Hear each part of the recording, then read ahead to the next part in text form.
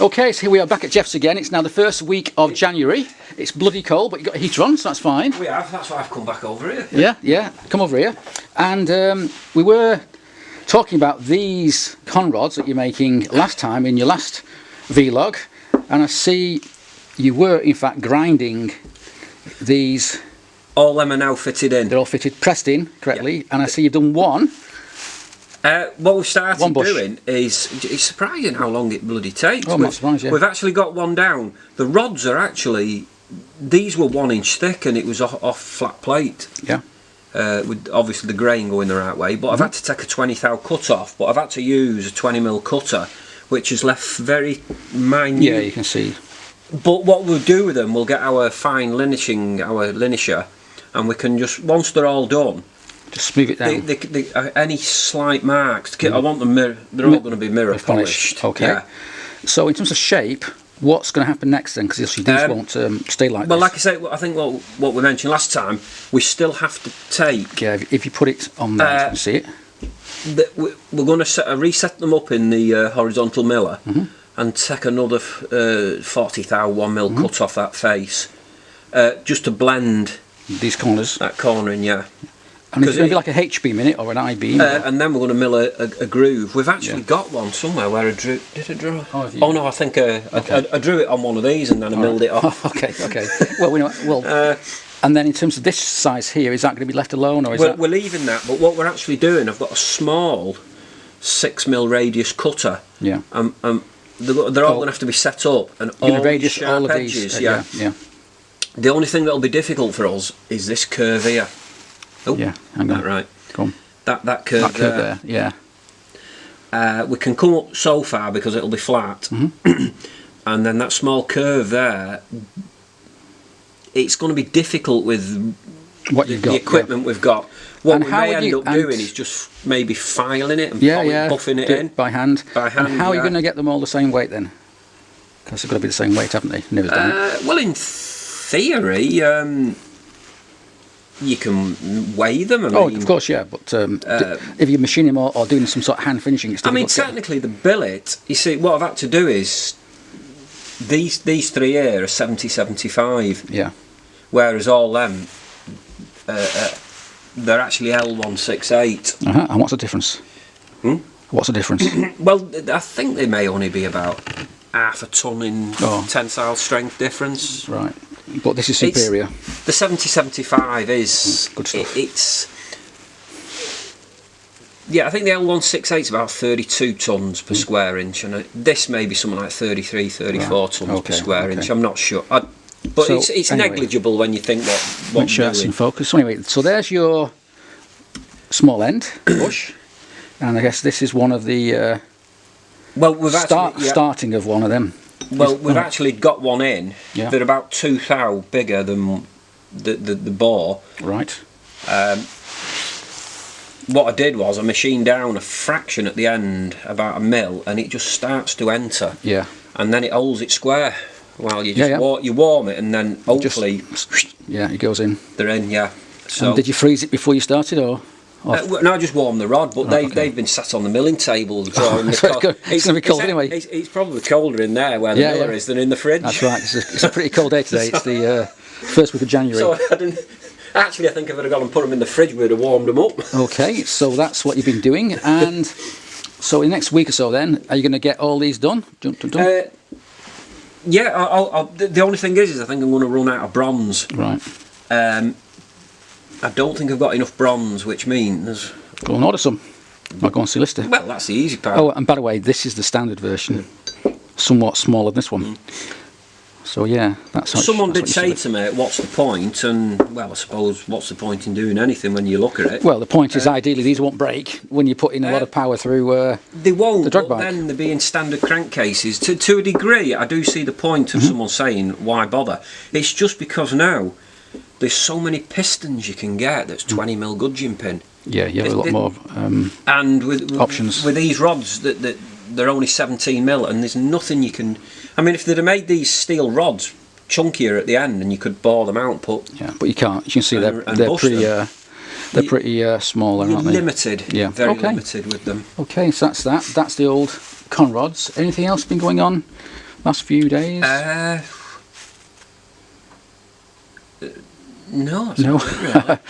Okay, well, we'll leave it there then, and we'll come back next week, and we'll see how far you got with Well, this. the thing is, what I want to do is get all the bushes into this stage. Yeah, and then you can do some more machining. I think that's a 14mm or 9/16 drill that's gone through. Yeah. Thing is, you don't want to make them too thin, because then if you're trying to press the buggers in, they can distort. Distort. Yeah. So you've got to be careful. Yeah, it's a balance. But the great thing is once they're done, I can then jig them up on the miller, make me little jig. We can set them all up and ream them to the correct size. Okay. To the correct pins. Yeah. Okay, okay. And with that, we'll leave it there, and I'll come back next week, and we'll see how you're getting on. And hello again, and here we are on a very cold day in Jeff's shed. And in a previous vlog, you may remember we had this thing here, this little cardboard template to make a bracket to fit on a VMAX. And here's a photograph here. There's the engine. I think it goes like that, V4, and the bracket's going to go here.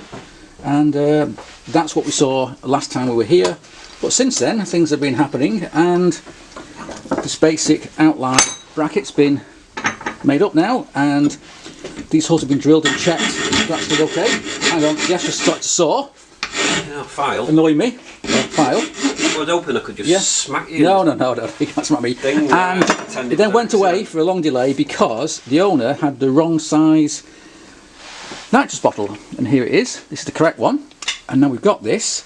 We come back and it can be mounted and drilled, so it'll end up a little mark there. That's the level at which this bracket will be mounted, something like that. And then there still needs to be a sort of plate made down here to support the base. And once that's done, hang on, actually I don't think you can see that because you're too far away. And then once that's done, we can then think about making it look a bit prettier, because a great big plain plate like that's not much good. And what we want to try and do, let me find a photograph here, it's this one here, is try and mimic perhaps the style of these brackets here, because the bracket will go round about here and this will be level with that. So yeah, once that's done then, and we know it's all mounted up correctly, we can then shape it a bit more and machine in some holes and I don't know, some sort of pattern in here just to make it look a bit better and lose a bit of weight, and then is to maybe semi-polish it, not too bright, because it's going to be I think it's going to be anodized, or strongly anodized black, to match the sort of matte or satin finish of the engine. So there's no point polishing it too far, but it needs to be smooth with no deep gouges or whatever. Yeah, so that's what's next, and we'll come back when that's done. Okay, I'm moving on. I see Jeff's got a couple of crankshafts over there, and they're not his usual CB twin. These are from the Kawasaki, I guess. Kawasaki Zeds. So one is mine and one is ours. Oh right, okay. Well, it was both yours. No. So why are they out, and why are they out here rather than in storage as they usually are? I just took them out of the shed. While I was making some bushes up. Let me get my cup of tea out of the way. Yeah. The original crank, that one. Which one? That one? This is the one that we had in the comp bike cases. Okay. It's got Unitrack rods on that have been bushed to 17 for the pistons. So you get more variety of this has got Unitrack rods on. Yeah. It's also got an alternator end where that's been chopped off there. Look. This has got a dual taper end, so you can do, you know, I was thinking of putting it in the comp bike, but they're 18. Mm-hmm. And what I've got to do now is a tricky thing, is to bush these whilst the rods are on the crank. Oh. It can be done, but it's a very, very tricky process. You've got to put them in and hand ream them through using the other rods with special bushes. And then if we keep on going over here in the corner there next to the rods, we have a bit blurry there. Let me just refocus. Okay, so just refocus. We've got the old conrods there, or the new conrods, and I see you've got the bushes in now. Let's just take this one here. So you've got I've run out of bronze. I've ordered some. Okay, but you've got at least 4 or 5 there. I mean, there's at least. Yeah. Yeah, you've got about what, 2 sets done? Yeah. Well, you don't want to be setting up to ream them out when, and then I want to get more bronze and then finish the other 4 off and. Okay, and then it needs to have a bit more work on it, a bit shaping and a bit more weight taken off these things. I think you're going to go for a H. I'm going to mill it to the side and. Yeah. Okay, so that's awaiting some money. That needs some money for me to get my ass. To get it done on this cold day, and it is cold. I mean, bloody hell. All you want to do is sit by the fire and drink. Yeah. Particularly in here because this place is full of cold metal and it is cold, even with the fire on it. Then, and I picked the hacksaw up. I thought it was going to stick to me hand. Yeah, it's very cold. Anyway, let's see what else has been going on in the last week or so, and while I drink tea.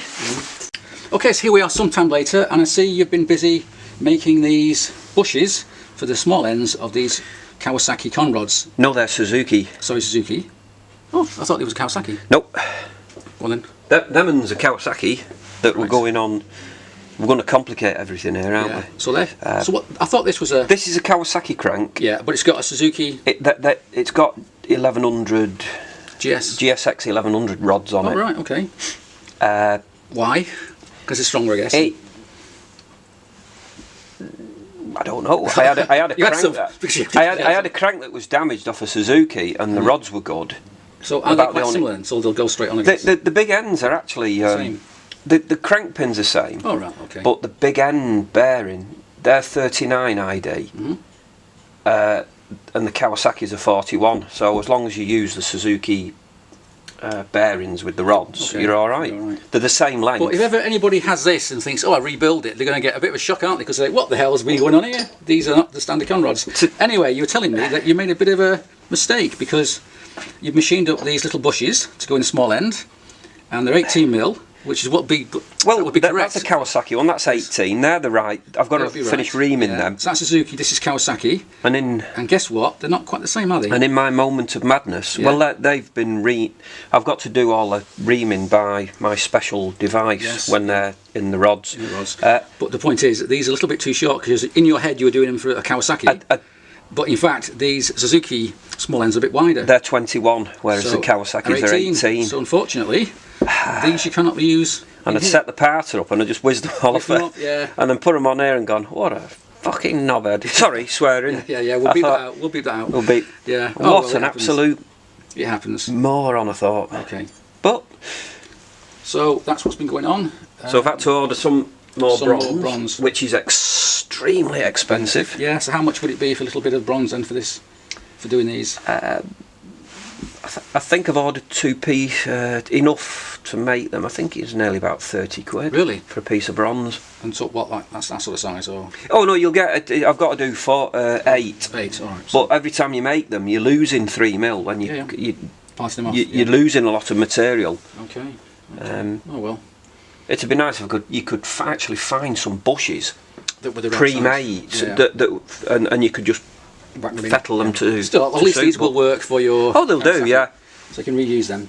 Okay. Anything else been going on? I know you've not been doing much recently. Well, you've done something for me. So hang on, let me find it. Well, it's in my pocket here somewhere. Dun, dun, dun, dun, dun. Yeah, what I've got in my pocket is something we've been doing just this morning, and these are some lock stops for my Norley. And what we've done is I was a bit concerned because these were banging against the frame. So what we've done is we've machined a groove, 13mm hopefully, there, 13mm, down from the top, little O-ring in there, just to hold a little it in place. recess to put them and in, now those O-rings will act like a kind of bumper, so that on full lock it won't smash into the paintwork, it'll just hit this nice soft, well, as long softish. As it's casually, I mean, you don't want to smack them no, too but I was a bit hard, concerned. I mean, it's not damaged yet, but that's just kind of like a precaution, so I'm quite happy with that. And now we're back at the bike, and we're looking at the lower yoke, and here we have its lock stop, and I've just added a groove to the top of that, so that the O-ring that I showed you will now sit in that groove and not go anywhere on the bike, and that will act as, hopefully, a kind of bumper, so that if I go to full lock, this steel lock stop won't batter the powder coat on the side of the frame here, and instead it'll just kiss this little soft rubber O-ring and hopefully protect the powder coat.